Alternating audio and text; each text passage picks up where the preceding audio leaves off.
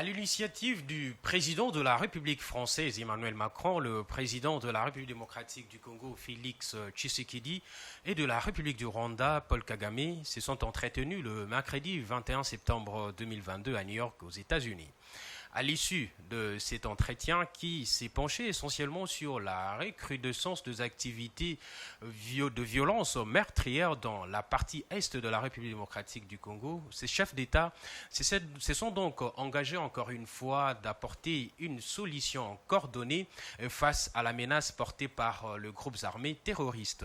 Ils ont donc convenu d'intensifier durablement leur coopération pour lutter efficacement contre l'impunité et de mettre un terme à l'action de ces groupes armés dont le FDLR et le M23. Alors, mesdames et messieurs, pour parler de ces sujets qui défraient la chronique, je reçois pour vous de journalistes. J'ai à ma droite Dieudonné Boinali, journaliste au groupe de presse Géopolis Forum, à qui je dis bonjour.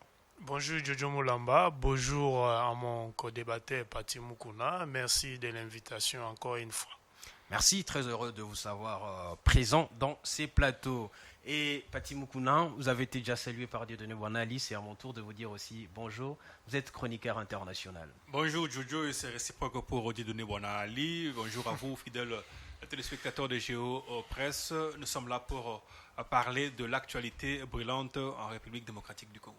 Merci Pati Mukuna. Je reste avec vous, et donc je commence avec vous, avec cette question.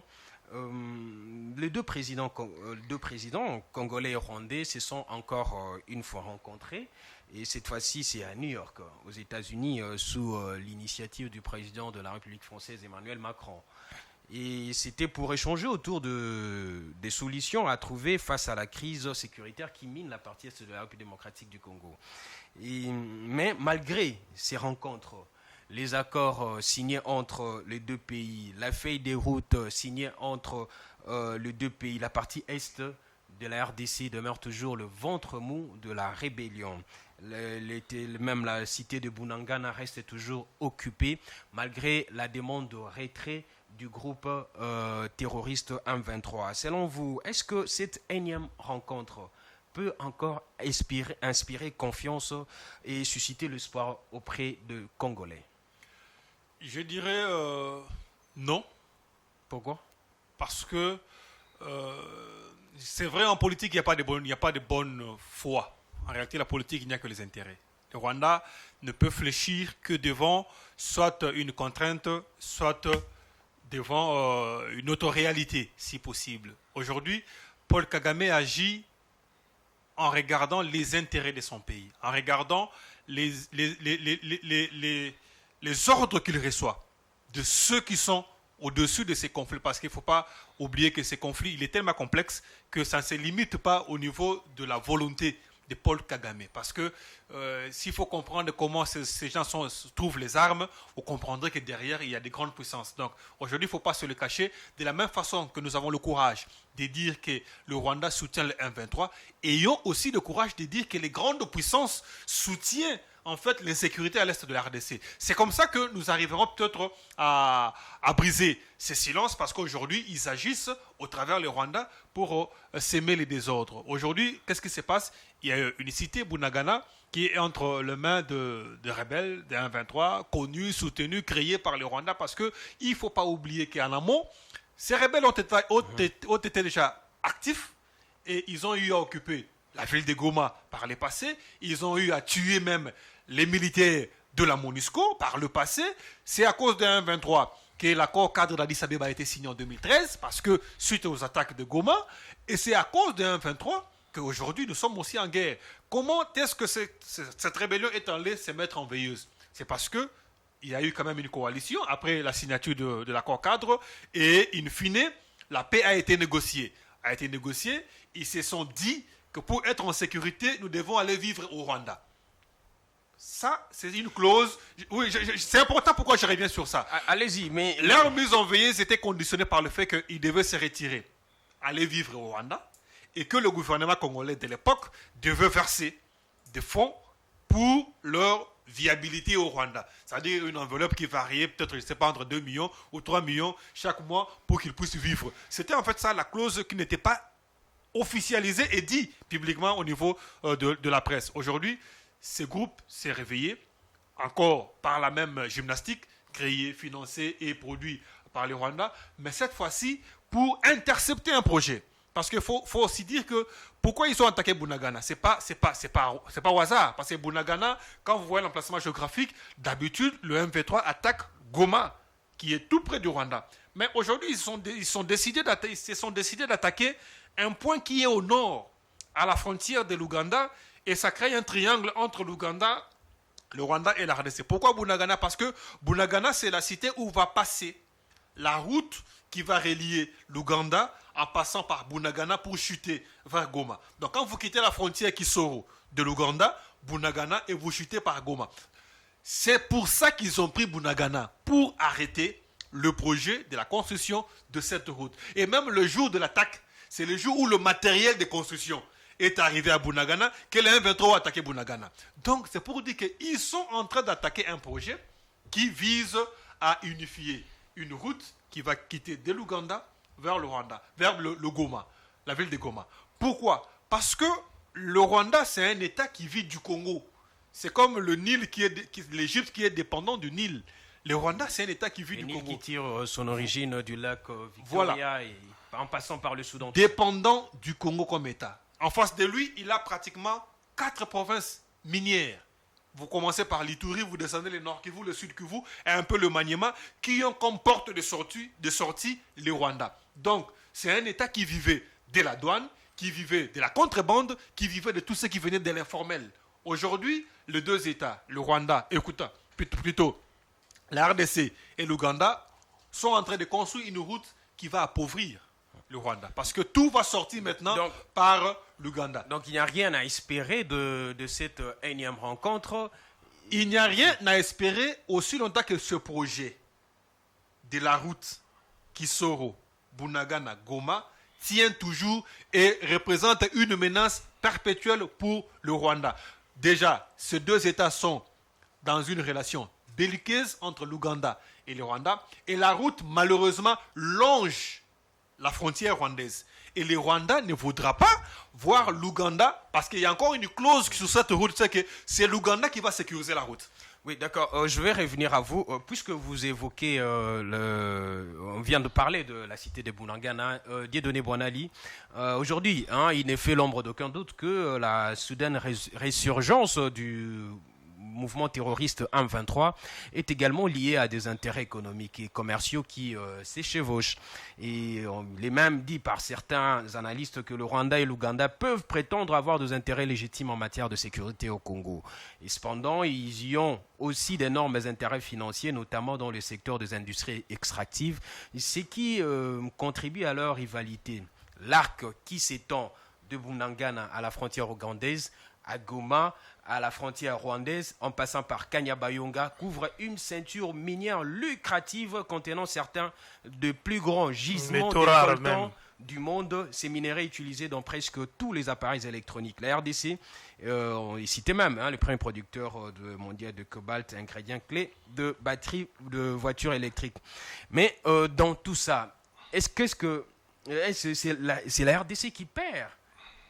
C'est la RDC qui perd. Tout à fait. La RDC perd beaucoup d'argent dans ces conflits. D'ailleurs, je remercie mon confrère Patrick Mukwana pour cette belle analyse. Je sais, lui, il se spécialise plus dans les enjeux internationaux. C'est un théoricien des crises politiques. Merci pour cette belle analyse. Moi, j'aimerais paraphraser le ministre national de l'Industrie, Julien Paluku Kahongya, qui, lors d'un point de presse commun avec le porte-parole du gouvernement, Patrick Mouyaya, avait déjà révélé tout ce que Patrick Mukuna vient de dire tout à l'heure. C'est-à-dire la nouvelle guerre que nous impose les Rwandais, ce n'est pas une guerre qui est justifiée, motivée pour des raisons sécuritaires, comme Kigali a toujours tant chanté, que nous venons au Congo parce qu'il y a encore des poches résiduelles de FDLR, il y a les ADF, En que nous appelons réalité, ce n'est ADF. pas le cas. En réalité, cette fois-ci, c'est une guerre économique. Je vous donne 3 raisons, m'appuyant sur les propos du ministre Julien Paluku. Si le M23 avait l'ambition de prendre le pouvoir, Bunagana, qui est une cité, une localité dans le territoire de Rutshuru, situé dans la province du Nord Kivu, à l'est de la République démocratique du Congo, Bunagana et Goma, c'est pas plus de 30 km. Vous pouvez même marcher à pied. Moins de 50 km. Voilà, vous pouvez même marcher à pied et prendre Goma, la ville martyre. Mais pourquoi ils se sont cantonnés seulement à Bunagana? Juste, c'est pour porter un coup dur à ces projets-là d'intégration régionale. La RDC et l'Ouganda ont en commun un projet de construire une autoroute interrégionale africaine dans le cadre du désenclavement de cette partie de l'Afrique. N'oubliez pas que nous sommes un pays carrefour. La RDC est située entre plusieurs zones économiques régionales. Vous avez la CEAC, vous avez les COMESA, vous avez la SADC, vous avez la communauté des États d'Afrique de l'Est. C'est-à-dire toutes les autoroutes qui cheminent vers la RDC, quand vous arrivez au niveau de nos frontières nationales, c'est bouché. Il n'y a pas moyen de traverser la RDC. Voilà les pères fondateurs de l'Afrique qui ont eu comme des continuateurs, comme on cite Abdoulaye Wade, il y a eu Thabo Mbeki, et d'autres dirigeants africains. Ils ont conseillé qu'on puisse construire des routes régionales pour désenclaver un peu les centres de l'Afrique. Parce que de l'Afrique australe déjà jusqu'au Congo, c'est possible. Vous avez déjà la route Kasumbalé. C'est à partir de Kasumbalé, ça vous va aller jusqu'à Harare, Lusaka, à Johannesburg, Pretoria. Mais c'est difficile à partir de la RDC de monter vers le nord. Nous sommes un produit, nous sommes un producteur de minéraux stratégiques dans le monde. Nous devons multiplier des voies d'évacuation. Regardez comment nous avons souffert comme gouvernement, comme État, pour évacuer nos minéraux à partir de la voie de Lobito. Parce qu'il y a eu plus de 25 ans de guerre en Angola. Ça a porté un coup dur à l'industrie minière congolaise. Si on avait plusieurs voies d'évacuation, on n'allait pas souffrir de ces problèmes. Maintenant, les projets de l'Ouganda, du Rwanda, c'est lesquels? Bunagana n'est pas loin du poste frontalier de Kasindi. Donc, si on permet à la RDC et à l'Ouganda de construire cette autoroute qui va relier les villes de Goma, Bukavu, Bunagana, Tchanzu, toutes les contrées de la territoire, Runyonyi, en allant vers Kampala, c'est comme si nous coupons les vivres au Rwanda, qui vit au mamelles de cette rébellion, une rébellion par procuration. Maintenant, qu'est-ce que Kigali constate et fait? Nous devons insécuriser cette zone-là, parce que les engins pour la construction de cette route étaient déjà là. Les tracés déjà faits, les matériaux déjà acheminés.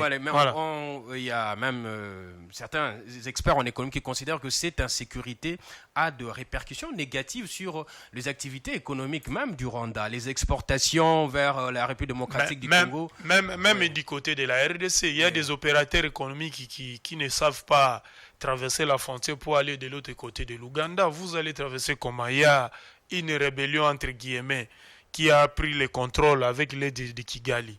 Bunagana est occupé. Comment vous allez faire les affaires? Il y a l'administration fiscale et douanière et certains services de l'État comme la DGM et l'OCC qui ne fonctionnent plus parce que les agents ont fui.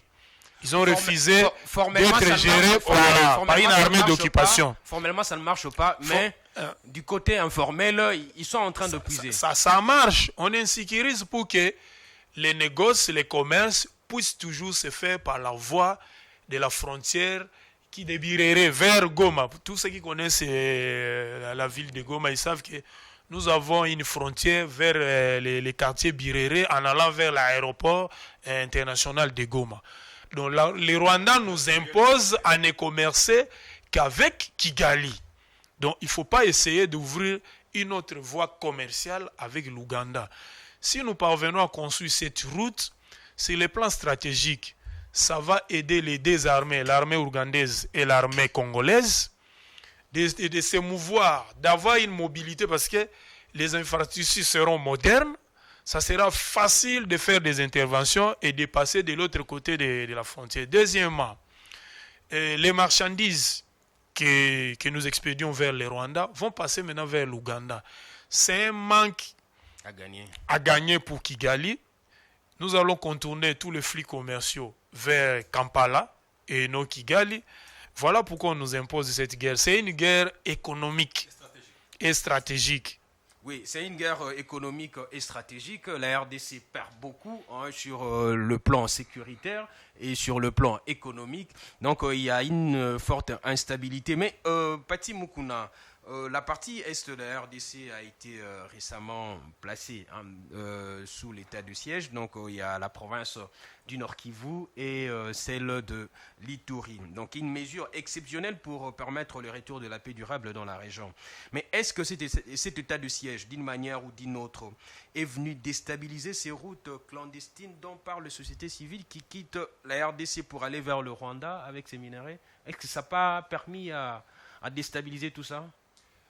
Je dirais que oui, l'état de siège a permis de stopper ou de bloquer certaines routes clandestines qui existaient déjà et qui acheminaient le produit venant du côté de la RDC.